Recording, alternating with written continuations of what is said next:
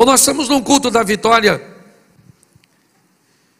e com certeza um dos maiores personagens bíblicos quando o assunto é vencer, provavelmente o que vem à nossa mente, ou um dos que permeiam a nossa mente, é Davi. E olhando para a história deste homem, eu comecei a me perguntar o que transformou Davi em um vencedor. Como é que ele conseguiu romper tantos desafios? Como Deus usou Davi para confundir tanta gente, para confundir seu pai, seus irmãos, para confundir Saul, para confundir até mesmo Samuel, para confundir Golias. Que confusão Deus causou na mente das pessoas ao pegar o filho mais novo de Jessé, o caçula, numa cultura onde as fichas eram depositadas no primogênito.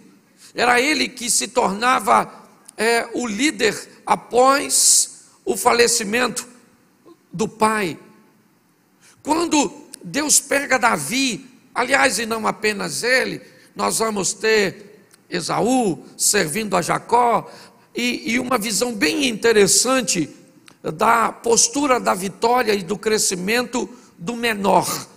O menor servirá ao maior, e ele era o menor entre seus irmãos, não porque Deus está dizendo que a preferência de Deus é do menor, não. O que Deus está dizendo é que até aqueles que aparentemente não têm tantas chances de vencer e de prosperar, ao lado dele, podem conseguir, podem ter êxito, podem alcançar a vitória. Esse é um texto que, quando nós olhamos, Deus dizendo que faz o menor prosperar, que faz os grandes servir aos pequenos, é simplesmente um ambiente de motivação para aqueles que não têm tantos recursos, tantos privilégios, mas que estão dispostos a lutar com afinco, com dedicação. E é isso que eu quero olhar para você, ou conversar com você hoje, olhando a história deste moço.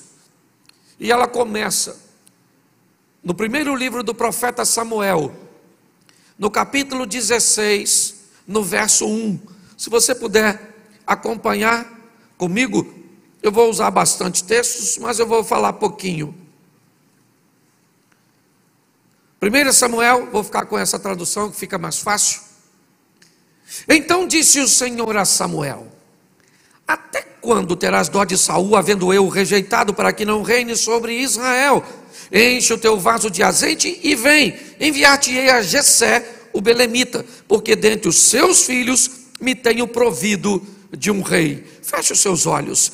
Senhor nosso Deus e Pai, em nome de Jesus, eis aqui a tua palavra, continua falando conosco, usa-me como um canal de bênção nesta hora, fala conosco não aquilo que queremos ouvir, mas aquilo que precisamos. Tira-nos do conforto da mesmice e nos coloque no confronto das mudanças, que a tua palavra, que sempre é bênção para o nosso coração, seja mais uma vez assim, em nome de Jesus. Você pode dizer amém?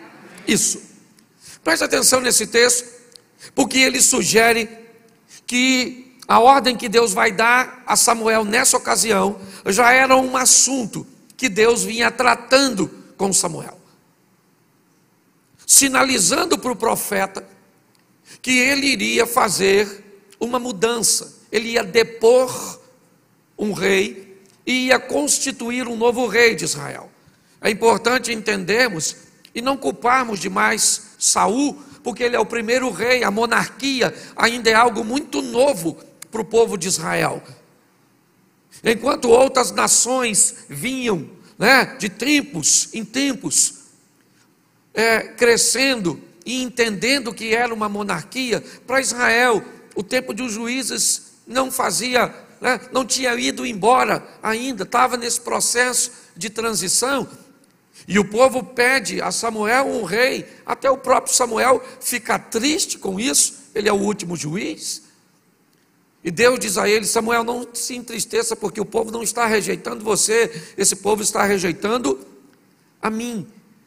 Então me parece que essa é uma conversa que Deus já vinha tendo com Samuel. Tanto é que o versículo 1 diz, né? Samuel, até quando você vai ter pena de Saul? Até quando você vai continuar orando para que Saul continue no trono? Eu já o tenho rejeitado. Até porque a promessa não era essa. Saul era da tribo de Benjamim, certo? E a promessa de Deus é que o Salvador viria da tribo de Judá. Então isso deve ter até causado um pouco de confusão na tribo de Judá, quando viu um benjamita, né, se levantar. Mas quando nós vamos olhar, Deus direciona a Samuel muito pouco. Deus diz: você se levanta, enche o teu vaso ou chifre de azeite, desce a Belém, vai à casa de Jessé, porque da casa de Jessé eu vou levantar o novo rei em Israel. Mas não, Deus não diz para Samuel quem é esse rei.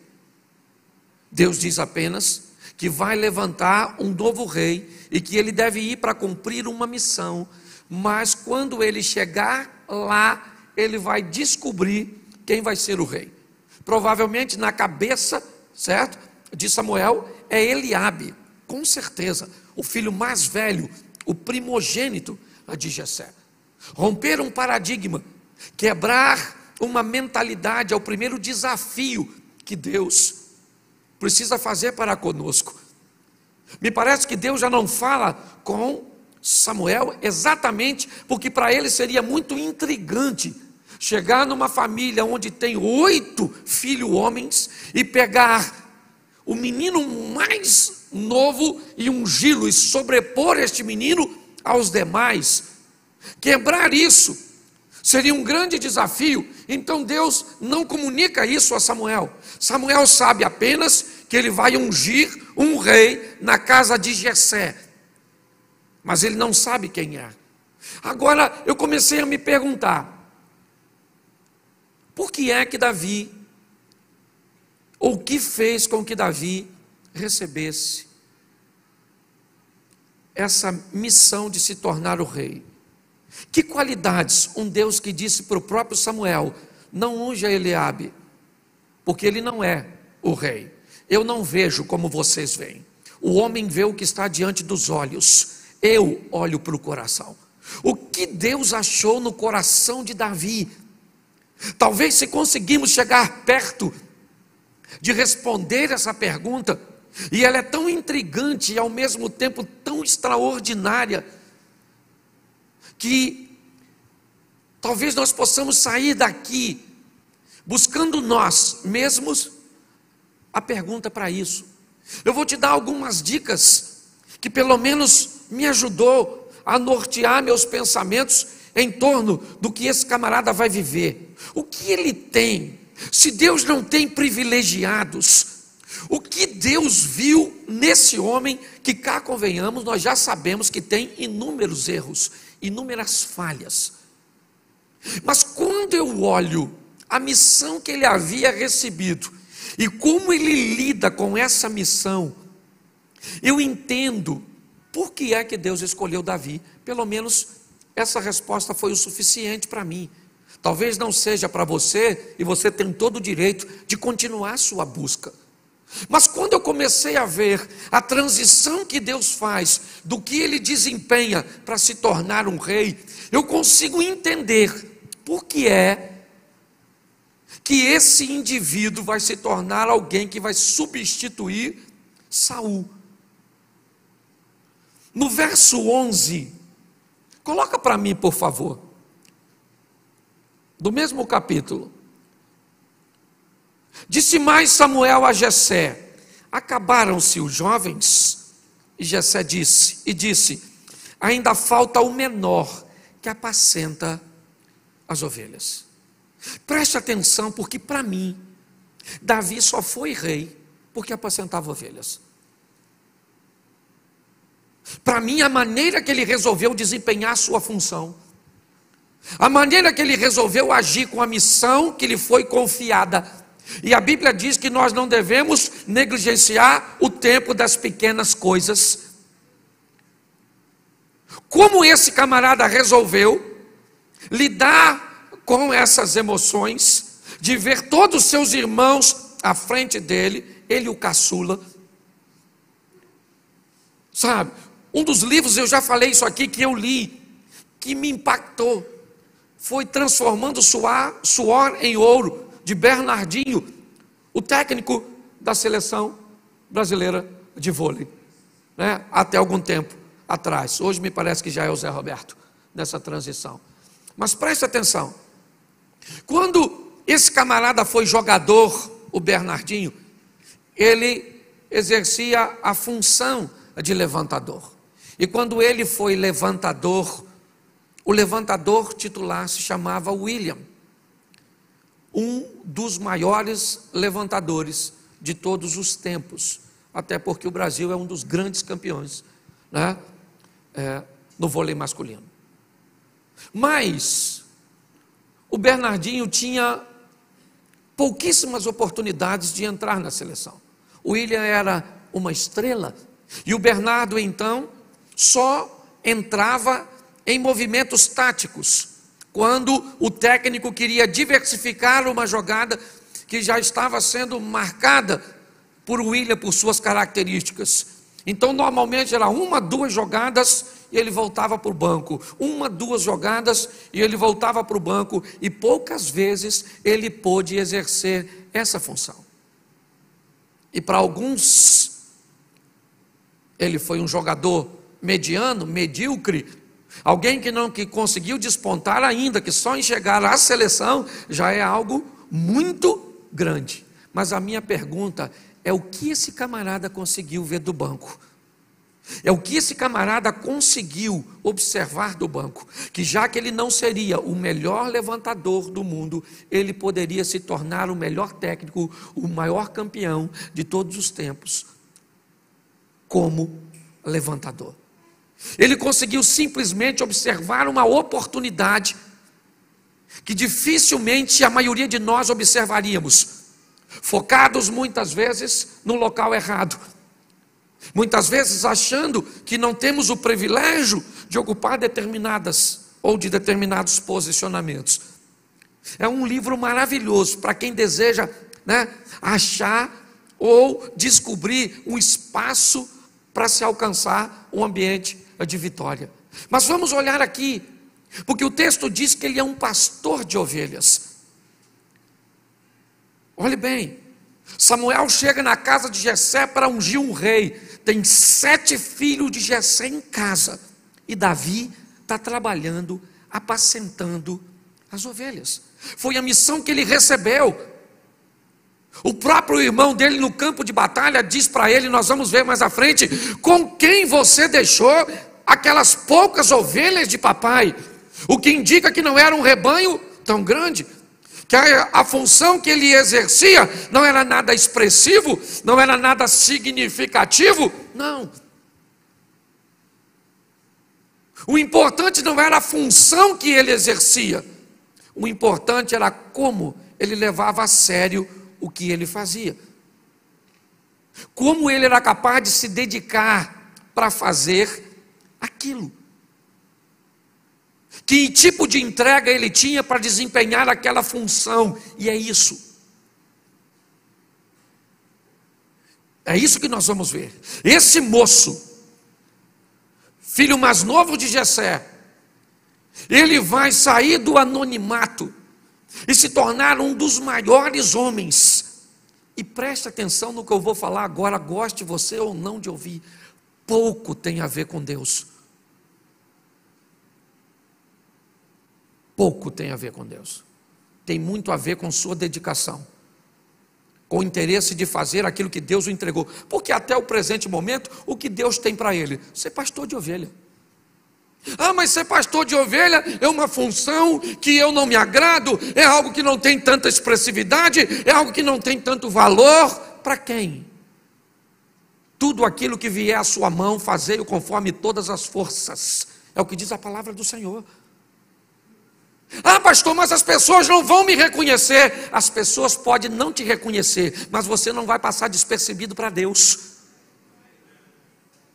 O grande problema é que pessoas recebem, muitas vezes em fase de sua vida, incumbências, funções, salários, cujos quais não é o que Deus tem para você a nível de futuro, mas é o que Deus tem para você a nível de presente. Muitas pessoas não conseguem alcançar a vitória na vida simplesmente porque não conseguem romper as etapas que a vida exige de você para passar para outras fases. Ou ficam aprisionadas em fases ruins que lhe trouxeram caos, decepções, perdas, mágoas e rancores. Ou ficam aprisionadas em fases medianas que, por serem boas, as impedem de viver o fantástico. Ou então, como Uzias, vive o fantástico, mas perde o seu coração e acaba perdendo a vida. Quando nós olhamos para este moço, a maneira que ele leva a sério apacentar as ovelhas, o profeta está na casa dele, porque Deus mandou, seus irmãos estão reunidos. Se você é daquele que diz que alguém pega a sua bênção, segura essa aqui, querido, porque o cara não está em casa e o profeta manda chamar Davi, porque se a bênção é tua, você pode até não ir buscar, mas ninguém toma. É assim que funciona. Quando esse indivíduo pergunta: você não tem mais filhos? Jessé indica que ele havia meio que esquecido Davi. Provavelmente, não esquecimento de esquecer que teve Davi como filho, mas achar que o profeta não ia querer bater um papo com seu filho caçula. Um menino tão novo, tão inexperiente, que está guardando as ovelhas. Mas como esse moço guarda as ovelhas? Antes de olharmos para isso, nós precisamos passar no verso 13. Põe aí o seguinte: então Samuel tomou o vaso de azeite e ungiu no meio de seus irmãos, e desde aquele dia em diante o Espírito do Senhor se apoderou de Davi. Então Samuel se levantou e se tornou a Ramá. Preste atenção, Samuel acaba de ungir a Davi na presença de seus irmãos. Samuel se levanta, vai para Ramá, e Davi volta a apacentar ovelhas. Ele acaba de ser ungido pelo profeta, e isso não deu a ele superpoderes, ainda que o texto diga claramente que o Espírito do Senhor se apoderou de Davi. Se apoderou para quê? Para que ele continue fazendo aquilo cujo qual foi chamado, até o tempo da transição. É isso que nós precisamos entender. Muitas pessoas queimam etapas. Você já se deparou com uma borboleta tentando sair do casulo? Ainda meio lagarta, meio borboleta? Você já viu como é que ela se espreme? Você já tentou dar uma forcinha para uma sair? Ajudar a cortar o casulo? Nunca faça isso. Porque é a pressão que ela exerce, certo? Num ambiente que é muito menor do que ela, que faz com que o fluido vá para todo o seu corpo. E se você tentar ajudar uma lagarta, né, nessa metamorfose, a sair do casulo, ela nunca vai voar. Nunca. Quando nós vamos olhar aqui, o que nós estamos vendo? Um indivíduo que o Espírito de Deus é com ele, sim, mas ele vai fazer o quê? Apacentar ovelhas, porque ele foi chamado para isso. É para isso. Samuel volta para Ramá e Davi volta para o campo para apacentar as ovelhas de seu pai. Mas quando eu olho para o verso 18 ainda do mesmo texto, eu vou começar a entender por que é que esse garoto vai ser um vencedor. Ele está sendo observado e um dos homens de confiança de Saul diz assim: então respondeu um dos jovens e disse: eis que tenho visto um filho de Jessé. Quantos filhos? Quantos filhos? E quem é ele numa escala de idade? O mais o que indica que ele não aprendeu o que aprendeu com seus irmãos. Porque senão ele não tinha um filho do jeito de Davi. Jessé tinha mais de um, tinha 2 ou mais. O texto diz o seguinte: um filho de Jessé, o belemita. E quem é esse cara? Esse camarada, presta atenção, ele sabe tocar, ele é valente, ele é animoso, é homem de guerra, sisudo em palavras, gentil de presença, e o Senhor é com ele. Preste atenção nos adjetivos, na qualidade do que esse indivíduo reúne nele. O camarada está dizendo: eu conheço um filho de Jessé. E esse indivíduo, ele sabe tocar bem, ele é valente. Olhe bem, no finalzinho ele diz: e o Senhor é com ele. Mas as qualidades que ele reúne nele, certo? Faz com que ele desempenhe a função, faz com que ele, eu pergunto para você, que ele seja escolhido. Saul é rei. Você acha que o rei tinha no palácio bons músicos? Sim ou não? Gente que sabia tocar bem? Você acha que ele tinha lá gente bonita? Você acha que ele tinha lá gente valente? Todos esses adjetivos Davi tinha, sim ou não? Mas o último qual era? O Senhor era. E o que ele vai fazer no palácio? Gente que sabe tocar bem só. Qual é o grande problema hoje? Ou as pessoas caminham totalmente para o ambiente espiritual e esquecem da preparação, da dedicação, do investimento que tem que fazer em si mesmo, ou então caminha para uma linha de total investimento em si mesmo e se afasta de Deus. Errais por não conhecer as Escrituras e o poder de Deus. O equilíbrio é o segredo do sucesso. Coisas espirituais no mesmo recipiente de coisas materiais. É isso que eu preciso entender. Quando eu olho para esse camarada, o texto está dizendo que quem olhava para ele, que quem o conhecia, sabia que ele tinha qualidades, posicionamentos que o qualificavam para estar diante do rei. Mas o melhor de tudo, o homem que está indicando sabia que Saul estava com um problema espiritual. Então ele termina dizendo: e o Senhor é com ele. Saul disse: então, se o Senhor é com ele, manda chamá-lo. Verso 19. Saul enviou mensageiros a Jessé, dizendo: envia-me Davi, o teu filho, que está com quem? Que está com quem? Eu quero o teu filho, mas eu quero o teu filho que é pastor de ovelhas. Porque 3 dos teus filhos eu já tenho como soldados e militam no meu exército: Eliabe, Abinadab e Samar. Os 3 irmãos mais velhos de Davi já eram soldados de Saul. Quando Saul manda um recado para Jessé, diz: manda para mim o garoto que toma conta das ovelhas. É ele. É esse menino das ovelhas que eu quero. Manda para mim. E aí eu não consigo ler tudo, mas depois você dá uma olhadinha. Davi se apresenta a Saul. Para quê? Você sabe para quê? Verso 17, ou capítulo 17, verso 15. Pula aí um capítulo, versículo 15.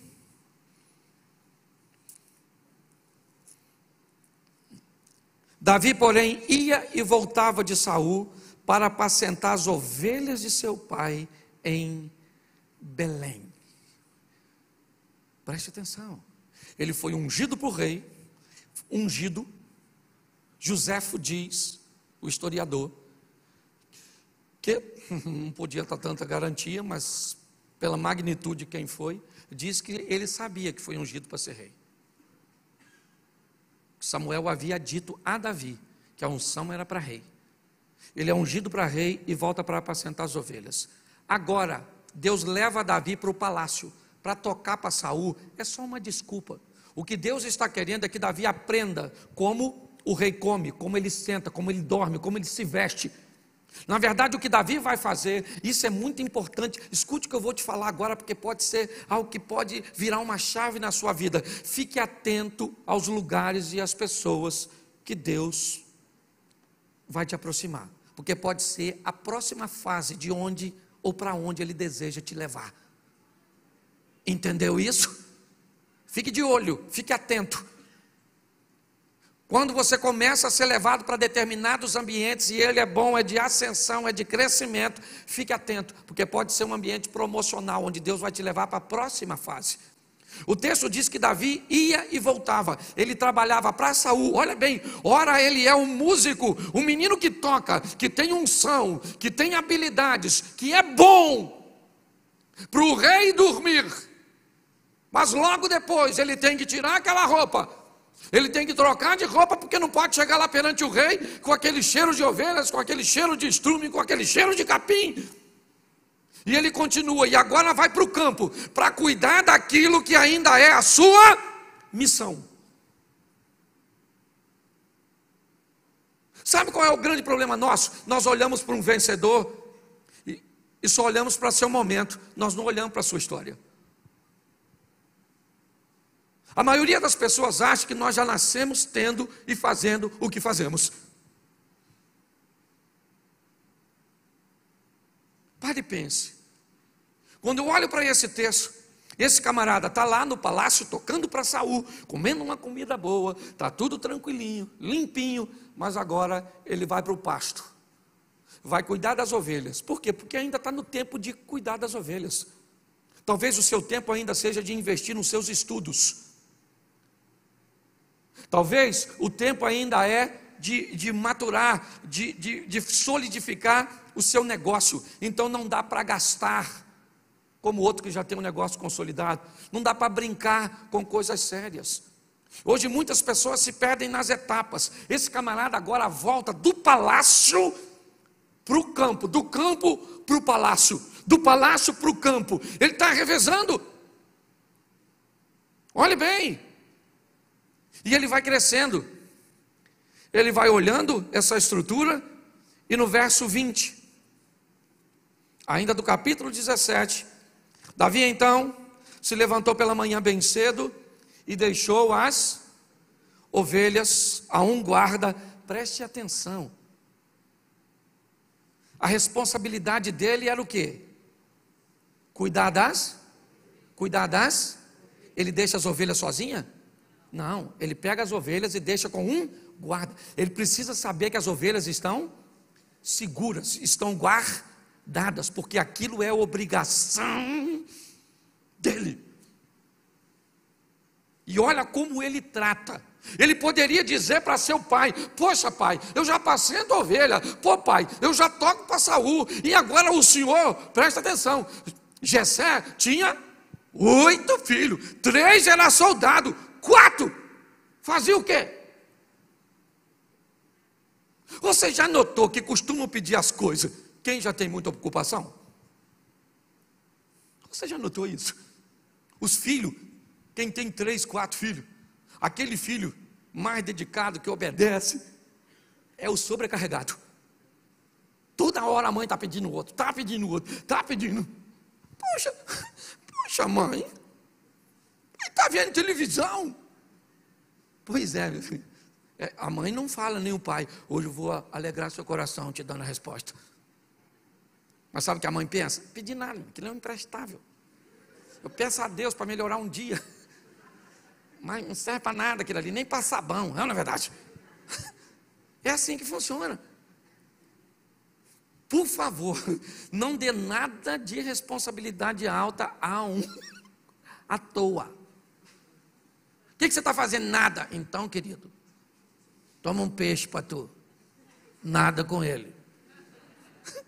A verdade é essa. Ele agora vai deixar, sim, mas não vai deixar? Não. Ele vai pegar agora e vai levar uma mensagem para seus irmãos. Saber como eles estão. Os 3 mais velhos militam no exército de Saul. Mas Davi segura suas ovelhas e entrega na mão de um guarda. E quando ele chega, e isso é que é maravilhoso, Quando ele chega no campo de batalha, no vale de Socó, ou de Elá, não sei como é que está a sua tradução, a situação não está muito boa, os filisteus de um lado, Israel do outro, e aquela coisa, e os filisteus têm um soldado, ele é muito experiente, ele é grandão, ele parece um tanque de guerra, seu nome é Golias, ganhou quase ou todas as suas batalhas, certo? E sabe o que é mais engraçado? Que Deus vai usar um pastor para matar um gigante. Davi só vira soldado depois que mata o gigante. Antes de matar o gigante, ele ainda é um pastorzinho e um pajem de armas. É o que a Bíblia diz que ele é. Sabe? Coisinhas bem insignificantes. Mas já tem acesso ao palácio, já come uma boa comidinha provavelmente, já consegue se aproximar do rei, já está andando nos corredores do poder. Ele já pode experimentar e observar determinadas coisas. Isso é muito importante. Mas, quando ele chega no campo de batalha, tendo deixado suas ovelhas seguras lá, ou aliás, diga-se de passagem, ovelhas que nem suas eram, era de seu pai. Davi era capaz de cuidar com tanto cuidado, com tanto zelo, com tanto apreço, aquilo que nem dele era. E que se seu pai morresse, provavelmente ficaria sob domínio de Eliabe, com certeza. E para chegar alguma coisa dele, seria bem no finalzinho, ele é o caçula. Mas ele não tem problema com isso. Porque a maior besteira do mundo é você achar que trabalha para homens e faz a coisa para pessoas. Nós fazemos para Deus e dele vem a recompensa. Entendeu? Se você acha que você faz coisa para a gente, você vai ficar decepcionado. Eu falo isso aqui, espere nada dos outros, um pouco de você e tudo de Deus, e você nunca vai se decepcionar. Quando eu olho para esse texto, eu vejo esse camarada chegando naquele ambiente, e naquele ambiente onde ele chega, ele escuta o soldado filisteu, Golias, que já vem durante um bom tempo insultando o exército de Israel. Ele não quer uma guerra, ele quer um duelo, ele não quer um derramamento de sangue, é lógico que ele não quer.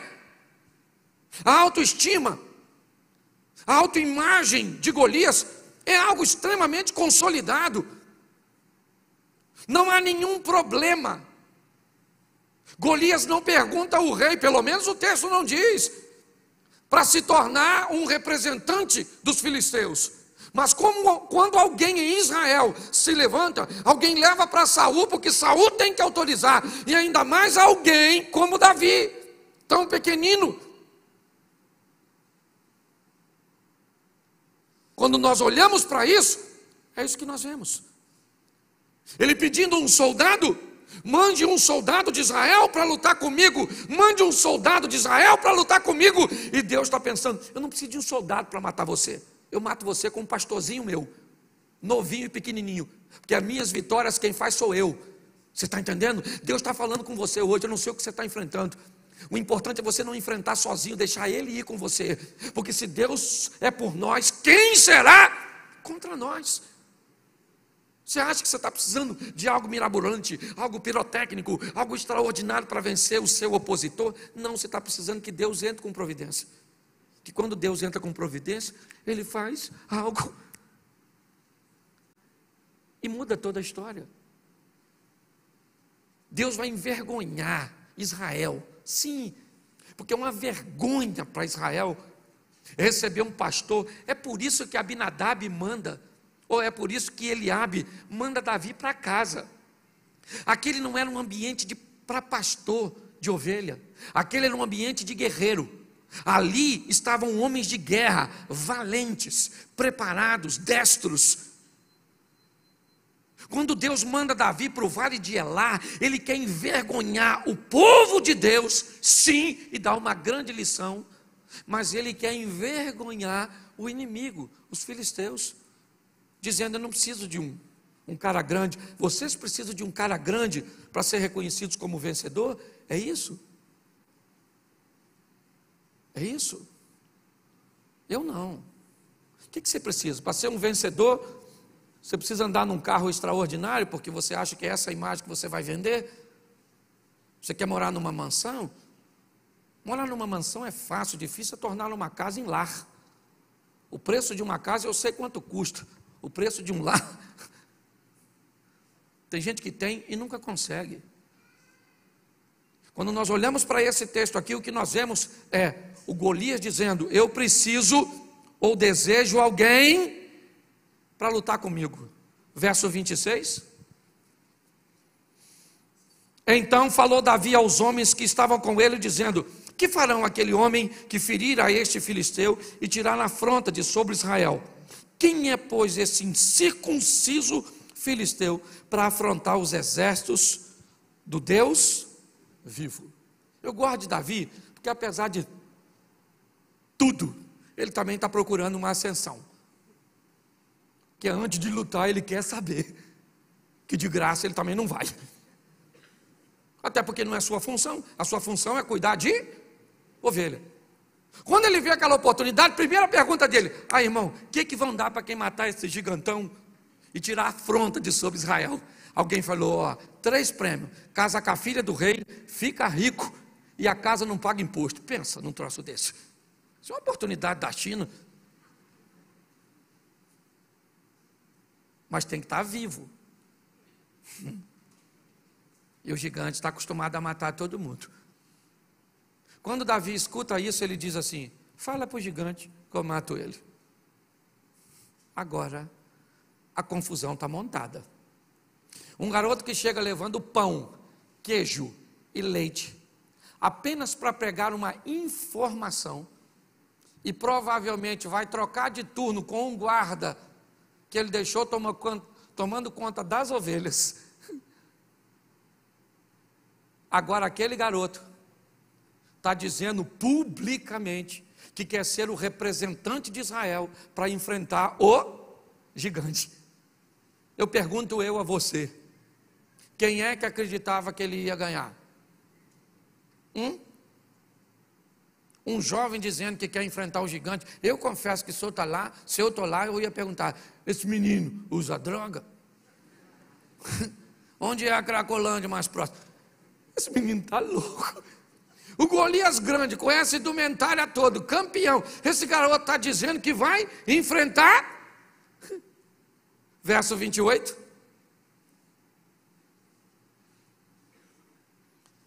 Quando Eliabe, e ouvindo Eliabe, seu irmão mais, falar aqueles homens, acendeu-se-lhe a ira de Eliabe contra Davi, e disse: por que você desceste aqui? E a quem deixaste aquelas poucas ovelhas? O que Eliabe não sabe é que as ovelhas estão sob controle. O que está ruim é o campo, a guerra. As ovelhas estão tudo direitinho. Davi já controlou o ambiente. O problema é que tem gente que não controla o ambiente de cá e já quer controlar o de cá. Esse dia uma irmã falou assim: ô pastor, o projeto ia começar, tinha que orar mais, assim, umas orações noturnas. E eu falei para ela, eu disse assim: a senhora vem no manhã com Deus? Não vem não. Eu falei: se a senhora já não vem no trabalho de oração que nós temos, está querendo criar aquilo. A senhora não vem nem no que tem, quer criar, que não tem. Eu falei: vai plantar batata, dona. Primeiro ele controla o campo está tudo controlado. A vida e a organização desse camarada na sua missão é extraordinária. Mas agora ele está num ambiente descontrolado. É verdade. E ele chega ali, o Eliabe diz: com quem você deixou aquelas poucas ovelhas? Olha o que o texto diz: bem conheço a sua presunção e a maldade do seu coração, que desceste aqui para ver a peleja. Eu imagino que esse texto indica que Davi já era um camarada que falava que ia ser grande, falava que ia vencer, já era um cara que tinha uma autoestima boa, mesmo sendo um pastorzinho de ovelha.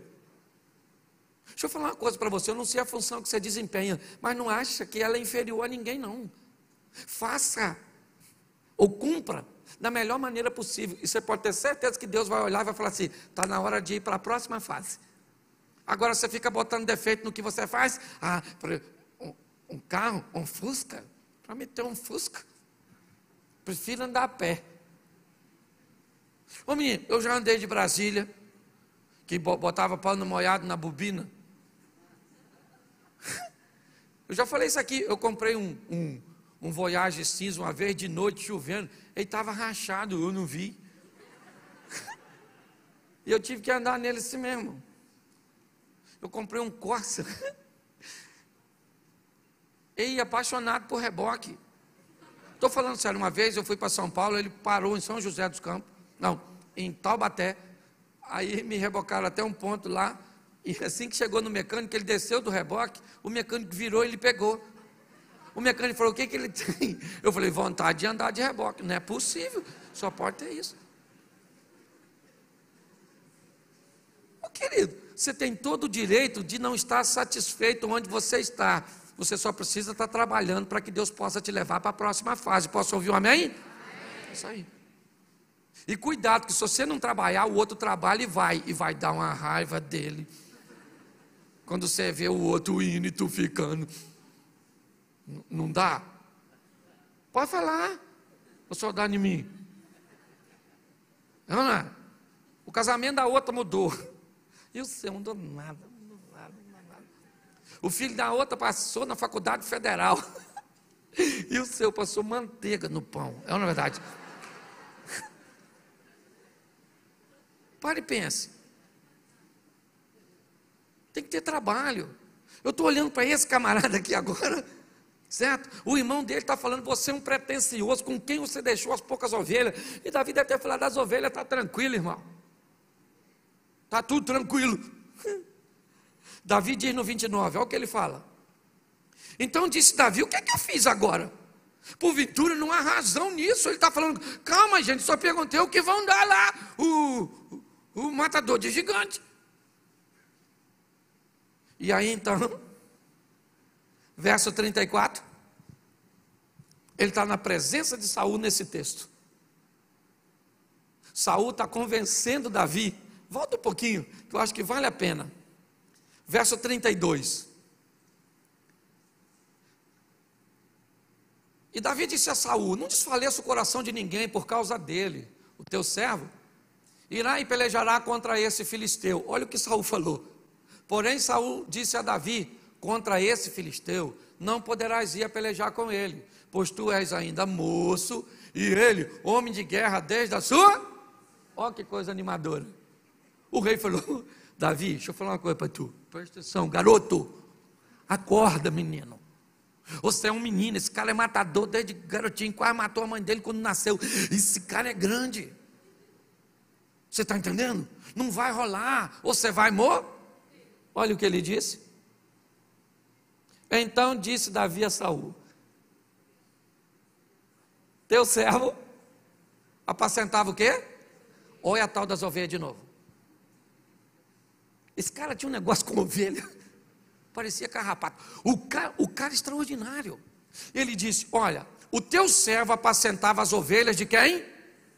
De seu? E vinha ou um urso, e tomava uma ovelha do rebanho. Olha o que ele está falando. O teu servo aqui, ô Saul, deixa eu explicar uma coisa com você. Eu estava apacentando, por quê? Apacentando as ovelhas do papai, quando de repente vinha um leão e um urso e pegava uma ovelha. Pronto, pegou uma ovelha, acabou. Sim ou não? Sim ou não? Pois é, mas lê o verso 34 ou 35. E eu saí após ele. Esse é um dos textos mais bizarros da Bíblia para mim, porque leão não é bicho que você corre atrás, leão é bicho que você corre na frente. Olha o que ele falou, o leão pegava uma ovelha e eu corria atrás do leão. O leão com a ovelha, se o leão está com a ovelha na boca, provavelmente essa ovelha já está, mas Davi está dizendo, se ela está morta ou viva, esse não é um problema. O problema é que essa ovelha não é do leão, ela é minha, ela é do papai, e eu fui encarregado de cuidar dela. Então esse leão não vai ficar com essa ovelha não é dele. Você consegue entender isso? É importante nós entendermos isso. Olha o que esse cara está dizendo, eu corria atrás de uma ovelha. ou do leão, lançava-lhe mão o feria e o matava. Davi está dizendo: Saul, até hoje, a função que me deram para cumprir, eu cumpri com maestria. Eu fui lá, matei o leão, matei o urso, peguei a ovelha e pronto. Saul falou assim: então,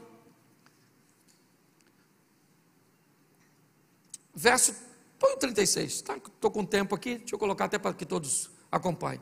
Assim feriu o teu servo o leão como o urso, e assim será este incircunciso filisteu como um deles, porquanto afrontou os exércitos de Deus vivo. Verso 37, disse mais Davi: o Senhor me livrou da mão do leão e do urso, ele me livrará da mão desse filisteu. Então disse Saul a Davi: vai-te embora e o Senhor seja contigo. No verso seguinte, Saul tenta vestir Davi com a sua armadura, e aí começa a dar problema.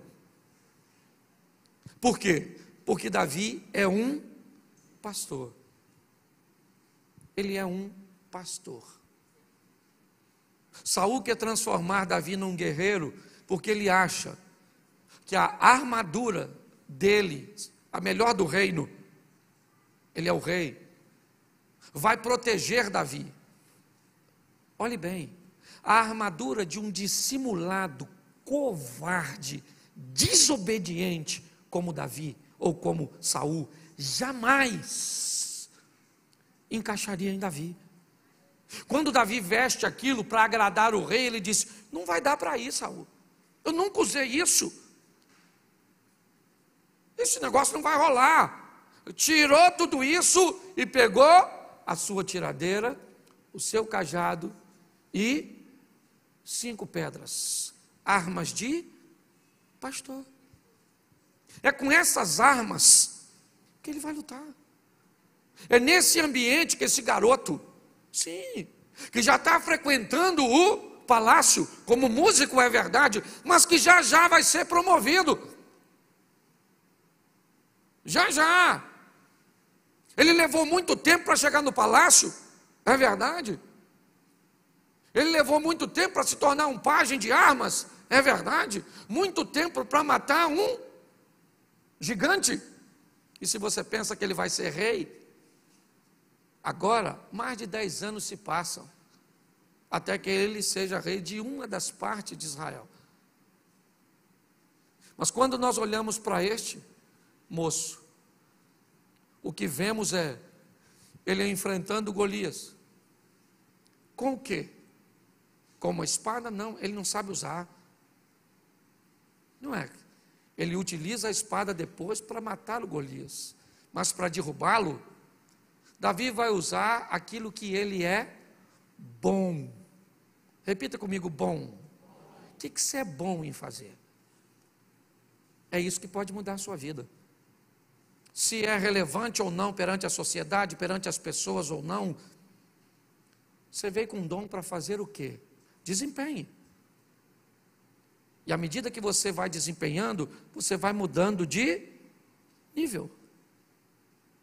Você vai vivendo o que Deus tem para você. Quando eu olho agora, ele fere, ele não mata. Ele fere com uma pedra que atinge a cabeça do gigante, que cai ao chão, atingido por uma arma de um pastor.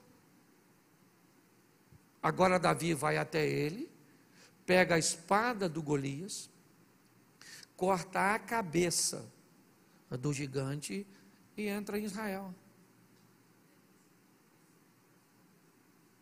Quando ele entra, sabe o que Saul pergunta? Quem é esse garoto? De quem ele é filho? Como de quem ele é filho? Como quem é esse garoto? Esse garoto é o garoto que toca para você quando você perde o sono. Você sabe o que essa frase indica? Que Saul era tão ingrato que ele nunca reparou no menino que tocava para ele. Que ele nunca prestou atenção em alguém que seu moço disse: o Senhor é com ele. Preste atenção numa coisa para você que vai caminhar comigo. Nada me impressiona. Que você é daquela porta para fora, eu não estou nem aí. O carro que você anda, o dinheiro que você tem, seu nível socioeconômico, cultural, eu não quero saber a casa que você mora. Quem vem para meu ministério achando que vai ser bajuladinho, está lascado, porque não é a minha praia. Agora, você quer ver um troço que me encanta, é eu olhar para alguém e descobrir que Deus está agindo ali. Aí eu me torno como vento. Eu quero soprar para a pipa dos outros subir. Quando Saul vê Davi tocando, um espírito mau indo embora, ele nem sequer olha para o cara. Quando Davi mata o gigante, Saul pergunta para seu comandante de quem esse garoto é filho. Ou melhor, manda chamar Davi, em algumas traduções, e pergunta para Davi: você é filho de quem? Quem é você, cara? Como quem sou eu? Foi você que pediu para o papai me liberar para me ter uma carga dupla de trabalho? E agora você vem me perguntar, você nunca me notou? Por isso que eu estou dizendo, as pessoas podem não te notar, mas Deus sabe quem você é. E é assim que funciona. E você sabe o que Saul faz? Não dá a filha dele, Merabe, para casar com Davi. O prêmio dizia que Davi seria genro do rei, sim ou não? Não dá. Merabe é dada a um amigo de Davi, ainda para humilhá-lo. Sabe a riqueza que Saul disse que daria para alguém que matasse o gigante? Davi não ganhou. Porque quando Davi, ou Saul, astuto, vai oferecer Mical para Davi, Davi diz: quem sou eu para me tornar ou me aparentar com o rei? Eu não tenho dinheiro para pagar o dote de uma princesa. Olhe bem. E provavelmente Jessé continuou pagando imposto. Mas deixa eu te explicar uma coisa. O tempo passou.